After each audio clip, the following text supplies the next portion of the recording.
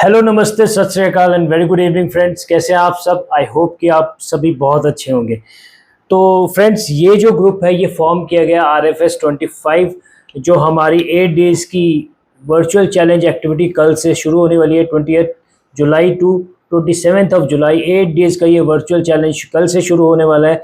उसको हम इसी ग्रुप से मैनेज करेंगे। तो दोस्तों, कुछ चीज़ें मैं आपको इस इवेंट के बारे में बता देना चाहता हूँ। सबसे पहले तो ये एक वर्चुअल एक्टिविटी है जो कि आपको स्ट्रावा ऐप के थ्रू रिकॉर्ड करना है। तो सबसे पहले आप सभी के फ़ोन में स्ट्रावा एप्लीकेशन इंस्टॉल होनी चाहिए और स्ट्रावा के थ्रू जो हमारा विकासनगर एथलेटिक्स क्लब का जो वैक क्लब है वो आपको ज्वाइन करना है स्ट्रावा में जाके, जो काफ़ी लोगों ने ज्वाइन कर भी लिया होगा क्योंकि हम बार बार ज्वाइनिंग लिंक सेंड कर रहे थे। अगर नहीं किया है तो मैं दोबारा से एक बार जो क्लब ज्वाइनिंग लिंक स्ट्रावा का जो मैं इसमें डाल दूंगा, आप उसको ज्वाइन कर लीजिएगा क्योंकि तभी आपकी एक्टिविटी हम तक पहुंच पाएगी और आपका डिस्टेंस हमें पता लगेगा कि आपने कितना डिस्टेंस किया है। दोस्तों, ये एक वर्चुअल एक्टिविटी है तो इसमें इस बार हमारे दो कंपटीशन साइमल्टेनियसली चलेंगे। एक तो रन एंड वॉक है और दूसरा साइकिलिंग कंपटीशन है। नॉर्मली जब हम रेसेस में जाते हैं तो जो जल्दी फिनिश करते हैं फर्स्ट, सेकंड एंड थर्ड, वो विनर्स होते हैं। लेकिन ये 8 डेज वर्चुअल चैलेंज है तो वर्चुअल चैलेंज में जब आप जो ज़्यादा से ज़्यादा डिस्टेंस कवर करता है इन दिनों में वो विनर्स होते हैं। तो इसमें हमारे सबसे पहले हमारी एज कैटेगरी में आपको बता देता हूँ, साइकिलिंग में भी एंड रनिंग में भी अंडर 40 एक कैटेगरी है, 40 टू 60 एक कैटेगरी है, 40 अबव टू 60 ये एक कैटेगरी है एंड 60 अबव एक ऐसी कैटेगरी है जिसमें सभी को प्राइज दिया जाएगा। तो मेनली कंपटीशन जो होने वाला है वो under 40 and 40 to 60 age category में होने वाला है। इसमें हमारे दो कंपटीशन चलेंगे, रन वॉक एंड साइकिलिंग। अब सबसे पहले मैं आपको ये बता देना चाहता हूँ कि इसमें आपको ये 8 डेज की एक्टिविटी है जिसमें से आपको क्वालिफाई करने के लिए 6 डेज एक्टिव होना ज़रूरी है। लाइक 8 डेज में से आपको मिनिमम 6 डेज एक्टिव होना पड़ेगा, तभी आप मेडल, सर्टिफिकेट और टी शर्ट के लिए क्वालिफाई करेंगे। तो मैं आपको बताता हूँ कि इसमें जो आपका रन एंड वॉक है उसमें आपका रोज का मिनिमम डिस्टेंस जो कंसीडर किया जाएगा सिंगल एक्टिविटी का वो किया जाएगा 2 किलोमीटर। 2 किलोमीटर से कम की अगर एक्टिविटी है तो वो बिल्कुल भी कंसीडर नहीं की जाएगी। तो आपको रोज रन एंड वॉक में 2 किलोमीटर की कम से कम एक्टिविटी करनी है। वहीं जो साइकिलिंग पार्टिसिपेंट्स हैं उनको रोज कम से कम 10 किलोमीटर्स की एक्टिविटी अपनी जो है रिकॉर्ड करनी है। अगर 10 किलोमीटर से कम उनकी एक्टिविटी रहती है तो वो मान्य नहीं होगी, उसको कंसिडर नहीं किया जाएगा। सिंगल एक्टिविटी अ डे, हाँ, रोज आपकी एक ही एक्टिविटी कंसिडर की जाएगी। अगर आप एक दिन में एक से ज़्यादा एक्टिविटीज़ कर रहे हैं तो जो भी आपका लॉन्गेस्ट डिस्टेंस वाली एक्टिविटी होगी उसी को कंसिडर किया जाएगा। फ्रेंड्स, इसमें मैं आपको बताना चाहता हूँ कि जब हम अपनी कोई भी एक्टिविटी रिकॉर्ड करते हैं तो उसमें दो टाइमिंग आते हैं। एक तो होता है मूविंग टाइम, एक होती है elapsed टाइम। मूविंग टाइम तो वो टाइम होता है जब हम एक्टिविटी कर रहे हैं, लाइक हम रन कर रहे हैं या हम साइकिलिंग कर रहे हैं, उस टाइम पे जो रिकॉर्डिंग हो रही है वो मूविंग टाइम रहेगा। और जो हमने टोटल टाइम लिया, सपोज हम बीच में रुक गए फोटोग्राफी की, बीच में रुक गए चाय पी, तो हमारी एक्टिविटी अगर हम पॉज भी कर रहे हैं तब भी वो टाइम काउंट होता रहेगा। उस टोटल टाइम को elapsed टाइम बोलते हैं। तो जो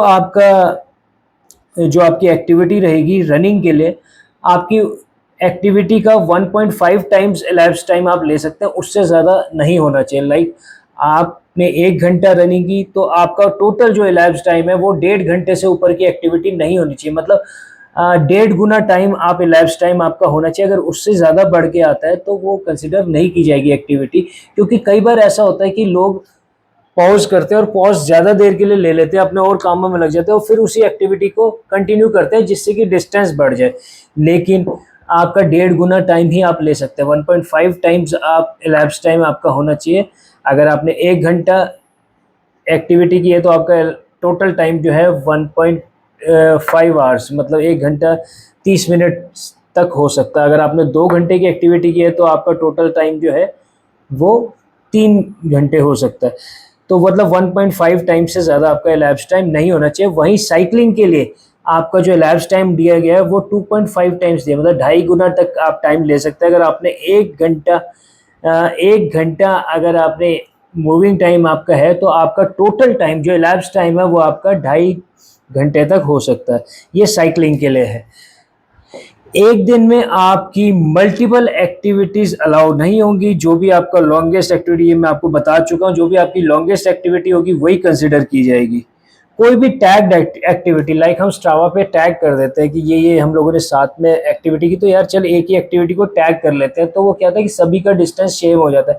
कोई भी टैग्ड एक्टिविटी होगी वो कंसिडर नहीं की जाएगी, उसको काउंट नहीं किया जाएगा। आपकी अपनी एक्टिविटी होनी चाहिए, कोई भी टैग्ड एक्टिविटी का डिस्टेंस आपके लिए काउंट नहीं किया जाएगा। अच्छा, कोई भी एक्टिविटी इंडोर ट्रेनर पे या फिर ट्रेडमिल पे जो अगर एक्टिविटी होती है तो वो कंसिडर नहीं की जाएगी। हमारा लक्ष्य है, हमारी कोशिश है कि आपको घर से बाहर निकाला जाए। अगर आप ट्रेडमिल पे रन कर रहे हैं तो हम अपने लक्ष्य में कामयाब नहीं होंगे, और अगर आप इंडोर ट्रेनर पे भी एक्टिविटी कर रहे हैं तो वो भी कंसिडर नहीं की जाएगी, आपको बाहर आके साइकिल चलानी होगी। तो इंडोर कोई भी एक्टिविटी ना ट्रेडमिल ना ही इंडोर ट्रेनर पे कंसिडर की जाएगी। और हाँ, जैसे कि आपका मिनिमम एक्टिविटी जो है आपकी, जैसे रनिंग के लिए आपने 2 किलोमीटर करना है, साइकिलिंग के लिए आपने 10 किलोमीटर करना है, तो मैं ये कहूँगा कि आप 100 मीटर ऊपर ही करके उसको स्टॉप करें। कई बार हम बिल्कुल एग्जैक्ट 2 किलोमीटर पे जब हम अपनी एक्टिविटी को स्टॉप करते हैं तो कई बार वो फाइनली जब सेव होके आती है तो 1.99 समथिंग करके आती है, तो वो भी कंसिडर नहीं की जाएगी। आपकी 2 किलोमीटर की एक्टिविटी पूरी होनी चाहिए। सेम सीन आपका साइकिलिंग के लिए भी रहेगा। अगर आप 10 किलोमीटर की एक्टिविटी कर रहे हैं तो आप कुछ 100 मीटर्स एक्स्ट्रा करके उसको छोड़ें।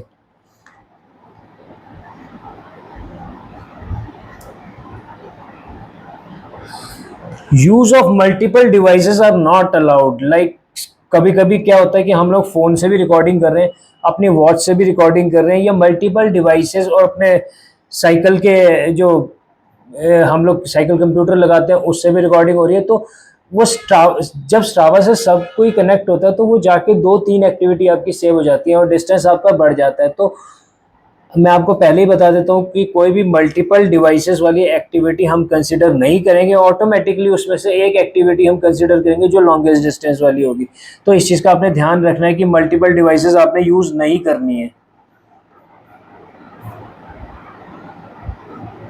हाँ, participants are advised not to keep their Strava account in private mode so that data can be fetched by the technical team। तो आपका जो Strava अकाउंट है, जब आप उसको अपना साइन अप कर लेते हैं, साइन इन करेंगे, तो आप उसकी सेटिंग्स में देख लीजिएगा कि वो प्राइवेट मोड में नहीं होना चाहिए। आपका जो Strava है वो पब्लिक मोड में होना चाहिए, तभी आपकी जो डिस्टेंस है, जो डाटा, तभी हमारी टेक्निकल टीम उसको कलेक्ट कर पाएगी। तो इस चीज़ का आप खास ध्यान रखें।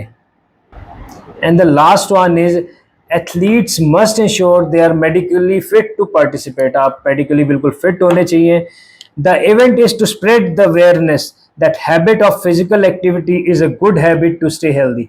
दोस्तों, आपने फिजिकली जो ये फिजिकल एक्टिविटीज़ हैं, ये आपको एक आपकी अच्छी आदत है और आपको फिजिकली फिट और हेल्दी रखने के लिए बहुत ज़रूरी है। इसलिए आपने इंश्योर करना है कि आप अपने आसपास का माहौल, अपने समाज को भी अपने साथ साथ फिज़िकल एक्टिविटीज़ में लाएं और सभी को स्वस्थ रखें।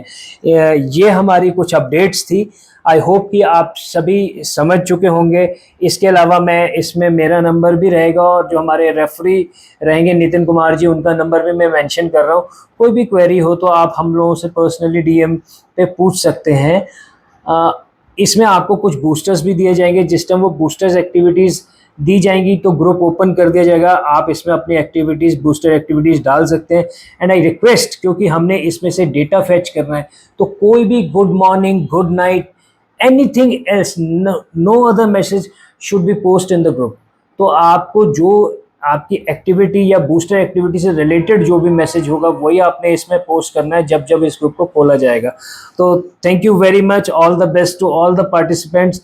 और आई होप कि हम जो हमारे कारगिल के शहीद जो हमारे कारगिल हीरोज़ हैं, जो वहाँ पे शहीद हुए हैं, जो नहीं भी, जो हमारे साथ भी हैं, जिन्होंने एक शौर्य और पराक्रम का जो हम एक उदाहरण दिया है, हम उन सभी को नमन करें, शहीदों को श्रद्धांजलि करें। इन 8 दिनों में हम जब एक्टिविटी करें तो हमारे हृदय से उन सभी शहीदों के लिए श्रद्धांजलि आए।